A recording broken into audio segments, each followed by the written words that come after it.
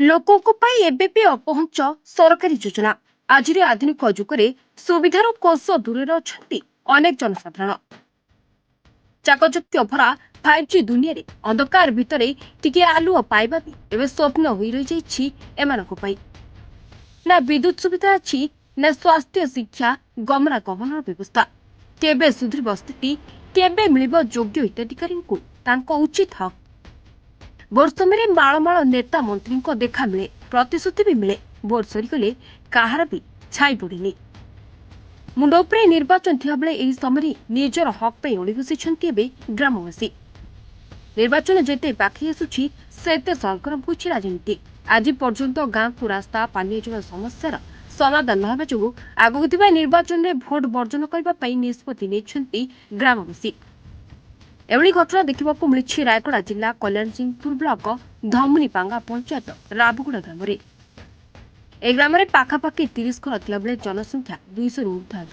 କିନ୍ତୁ ଆଜି ପର୍ଯ୍ୟନ୍ତ ଗ୍ରାମକୁ ବିକାଶ ପହଞ୍ଚି ପାରିଲାନି ବୋଲି ଗ୍ରାମବାସୀମାନେ ଅଭିଯୋଗ କରିଛନ୍ତି।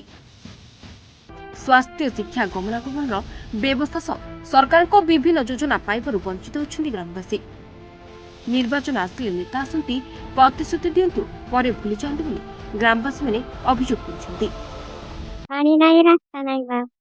କାହିଁକି ବସିଛୁ ଆଜି ହେଲେ ଏଠି? ପାଣି ପାଇଁ, ରାସ୍ତା ପାଇଁ ତ ବସିଛୁ ବା। ଭୋଟ ଦେବ ନା ନାହିଁ? ନାଇଁ, ଭୋଟ ଦେବୁ ନାହିଁ, ନା କିଛି ଦେବାର ନାହିଁ। ଭୋଟ ବି ଦେବୁ ନାହିଁ। କିଛି ନାହିଁ, ଭୋଟ ବି ନାହିଁ। ତାପରେ ପାଣି ଆମକୁ ବହୁତ ଅସୁବିଧା।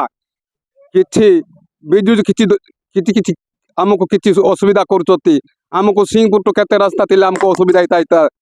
କେତେ ଆମେ ହରିୟାଣାରେ ବୁଲୁଛୁ। ଅଷାଢ଼ ମାସରେ 5 କିଲୋମିଟର ବୁଲିକରି ଆମେ ସିଂହପୁର ଟୁ ରାବୁଗୁଡ଼ାକୁ ସିଂହପୁର ଯାଉଛୁ। 7 କିଲୋମିଟର ହଉଛି, 10 କିଲୋମିଟର 7 କିଲୋମିଟର ହଉଛି।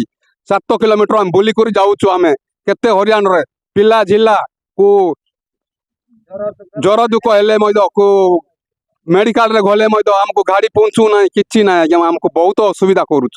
ଜଣେଇଥିଲୁ ଆଜ୍ଞା, ଭିଡ଼ିଓକୁ ଜଣେଇଥିଲୁ, କଲେକ୍ଟର ବି ଜଣେଇଥିଲୁ। ଆମକୁ ରାସ୍ତା କିଛି ଗାଟ ଦେଇନାହାନ୍ତି, କି ପାଣି ସୁବିଧା କରୁନାହାନ୍ତି, କିଛି କରୁନାହାନ୍ତି ଆଜ୍ଞା। କଣ କରିବ?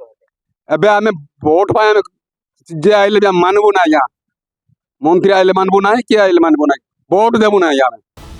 କିନ୍ତୁ ଏଥର ସେମାନଙ୍କର ସମସ୍ୟାର ସମାଧାନ ନହେଲେ ଏଥର ଆମେ ନେତାଙ୍କ କଥା ଶୁଣିବୁ ନାହିଁ, ସମ୍ପୂର୍ଣ୍ଣ ଭାବେ ଭୋଟ ବର୍ଜନ କରିବୁ ବୋଲି ଚେତାବନୀ ଦେଇଛନ୍ତି ଗ୍ରାମବାସୀ।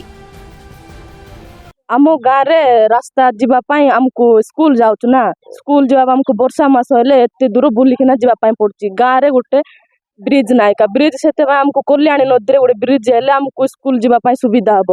ତାପରେ ପାଣି ବର୍ଷା ହେଲେ ପାଣି ପାଇଁ ବୋଲେ ଆମକୁ କଣ ଦରକାର ଯେ ପାଣି ବୋରିଂ ଯେତେବେଳେ ଖରାପ ହେଇଯାଉଛି, ଆମେ ନାଳ ପାଣି ପିଇକିନା ଆମେ ଅଧିକ ଅସୁସ୍ଥ ହେଇଯାଉଛୁ। ଅସୁସ୍ଥ ହେଲେ ନାଇଁ କି ଆମକୁ ମେଡିକାଲ ଯିବା ପାଇଁ ଏତେ ଦୂର ଆମକୁ ବୁଲିକିନା ଯିବା ପାଇଁ ପଡୁଛି। କୋରୁଗୁଡା ମେଲକୁ ଯିବା ସବୁ ଆମକୁ 10 କିଲୋମିଟର ନା 7 କିଲୋମିଟର ପଡୁଛି। ଏତେ ଦୂର ଯିବା ପାଇଁ ବୋଲେ ଆମକୁ ସୁବିଧା ଦରକାର କି ନା, ରାସ୍ତା ଦରକାର। ତାପରେ ନାଇଁ କି ବିଜୁଳି ଆମକୁ ଦରକାର। ସୋଲାର ସିଷ୍ଟମରେ ପାଣି ପାଇଁ ସୁବିଧା କରିଦେଲେ ମିଶା ଆମକୁ ଦରକାର। ତ ଆମେ ଛାତ୍ରଛାତ୍ରୀ ନା, ସ୍କୁଲ ଯିବା ପାଇଁ ବି ବେଶୀ ଦୂର ହେଇଯାଉଛି। ଆଉ ବର୍ଷା ମାସରେ ଆମେ ଯାଇପାରୁନୁ ଏ ନଦୀ ପାଇଁ ବୋଲିକିନା ଆମକୁ ସ୍କୁଲ। କଲ୍ୟାଣ ସିଂହପୁର ସନ୍ତୋଷ କୁମାର ଲମ୍ପତାଙ୍କ ରିପୋର୍ଟ, ମହାଭାରତ ଲାଇଭ୍।